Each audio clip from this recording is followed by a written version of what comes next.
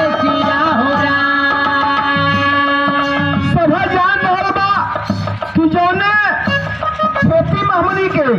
डाई urea से खेती करते आ कीटनाशक डालते सर जी बता गई कि वो फसल के तुरंत कीटनाशक डाल के अब बाजार मार्केट में आ रहा बा और के देखा तभी बड़ा सुंदर बा और के खैले से हमारा स्वास्थ्य खराब हुई बाकी केहू खाई छोड़ा था ना केहू नहीं हमारे बाती पाप खाली विचार करिए मनई के जिलागी मेरी सक बहुत बात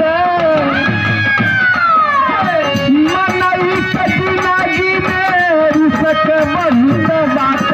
रिसक उठावल के हूँ छोड़ी गई का हो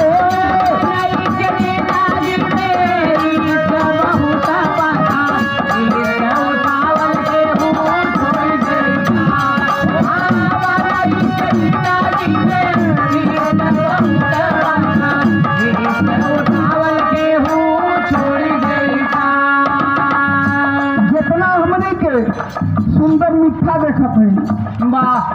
मिठाई जने कहल जाला बड़ा निक लगता है। एक राजभोग लालमोहन पेवर खोआ थोड़ा न खाली पाउडर है दिखावल जाता हमनी के देख ले जाई राजभोग है पेवर दूधे के दूध नहीं है पाउडर बा वही राजभोग लालमोहन के घरे बना खाए के ओकरे खातिर मेहनत करे पड़ी पशुपालन खोले पड़ी तो दूध दुहाई तब शुद्ध पनीर मिली हमनी के शुद्ध लालमोहन मिली बाकी नहीं सब जान रहा खाए तो नुकसान करी बाकी रिश्ते उठावल के नहीं छोड़ता दूसर की लाइन में कहे बका